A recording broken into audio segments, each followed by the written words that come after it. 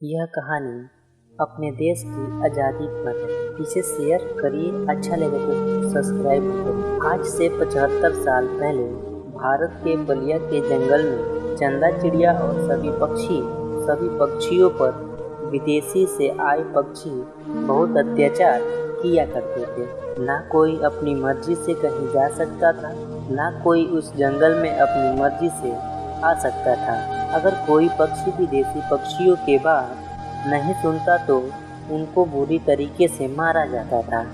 विदेशी पक्षी ने जंगल की पूरी जमीन अपने कब्जे में ले ली थी। जंगल के पक्षी अपनी मर्जी से अपनी जमीन पर खेती भी नहीं कर सकते थे, ना ही कोई पक्षी अपनी मर्जी का काम करता था। तभी रिया विदेशी पक्षी कहती है, सुनो सुनो सुनो, जंगल की सारी पक्षियों को जनसभा ने सबको एक जगह पर इकट्ठा होने को आदेश दिया है। फिर जंगल के सभी पक्षी और विदेशी पक्षी जमा हो जाते हैं। तभी रिया विदेशी पक्षी कहती है, सुनो सभी पक्षियों, अगर तुम सब अपने जमीन और खेत वापस लेना चाहते हो तो हम जैसा कहेंगे तुम्हें वैसा करना पड़ेगा। कुछ दिनों में हम जंगल के सारे पेड़ों को काटकर नई फैक्ट्री बनाने वाले हैं। फैक्ट्री में काम करने पर तुम लोगों को बहुत सारा पैसा मिलेगा। तभी मीठू तोता कहता है, यह तो गलत है। हम तुम्हें अपने जंगलों के पेड़ों को काटने नहीं देंगे और अब से हम तुम्हारी कोई बात नहीं मानेंगे। हमें हमारी जमीन वापस दे दो, हमें हमारे खेत में खेती करने दो। तभी कुछ विदेशी सिपाही मिलकर तोते को बुरी तरह से मारने लगते हैं और बाकी जंगल के पक्षी यह देखकर बहुत डर जाते हैं और किसी में भी तोते को बचाने की हिम्मत नहीं आती है और सारी विदेशी पक्षी तोते को मारकर चले जाते हैं। तभी चंदा चिड़िया कहती है, भाइयों बहनों, अब समय आ गया है कि हमें विदेशी पक्षियों के अत्याचार का सामना करना पड़ेगा। तभी कबूतर कहता है, लेकिन वो तो हमसे बहुत शक्तिशाली हैं। उनके पास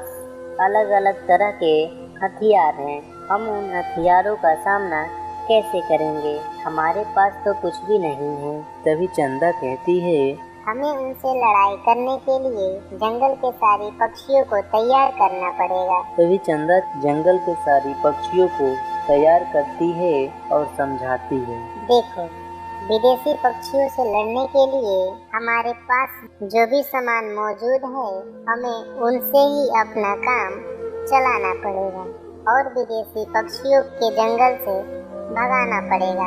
अगर हम विदेशी पक्षियों को जंगल से नहीं भगा पाए तो ये यूं ही हम पर अत्याचार करते रहेंगे और हमें जिंदगी भर इनकी गुलामी करना पड़ेगा। नहीं हमारे बच्चे स्कूल में पढ़ पाएंगे, नहीं हमारा जंगल बच पाएगा। तो अब आज से हम में से कोई भी विदेशी पक्षियों का बात नहीं मानेगा और ना ही उनका कोई काम करेगा। सारे जंगल के पक्षी चंदा के बात से सहमत होते हैं। चंदा कहती है, कल हम सभी विदेशी पक्षियों के घर पर आक्रमण करेंगे। सुबह हो जाती है। जंगल की सारी पक्षी विदेशी पक्षियों के घरों पर आक्रमण करते हैं। जंगल के पक्षी और विदेशी पक्षियों के बीच में जमकर युद्ध होता है। उसमें से कई सारे पक्षी मारे भी जाते हैं, लेकिन विदेशी पक्षी जंगल के पक्षियों का लाश देखकर जंगल से भाग जाते हैं। चंदा और सारे पक्षी मिलकर भारत को आज़ाद करवाते हैं। जो भी जंगल के लड़ाई में मारे गए थे उन्हें शहीद कहा गया और उन्हें जंगल के सभी पक्षी उन्हें बहुत याद करते थे। और आज जंगल के आज़ाद हुए 75 साल हो गया। सभी पक्षी आज़ादी के 75 साल पर खुशियाँ मनाते थे और जंगल में इसी तरह जंगल में झंडा फहराने का भी टाइम आ जाता है। तो सभी पक्षी अपने अपने स्थान पर शांति मन से राष्ट्रगान गाने शुरू कर देते हैं। जनगण मन अधिनायक जय हे, भारत भाग्य विधाता, पंजाब सिंध गुजरात मराठा द्राविड़ उत्कल बंगा विंध्य हिमाचल यमुना गंगा उच्छल जलधि तरंगा तब शुभ नामे जागे तब शुभ आशीष मांगे गाहे तब जय गाथा जनगण मंगल दायक जय हे भारत भाग्य विधाता जय हे जय हे जय हे जय जय जय जय हे। राष्ट्र ज्ञान होने के बाद सभी पक्षी अपने स्थान पर खड़े हो जाते हैं। तभी जंगल के मुख्य अतिथि एक एक करके सभी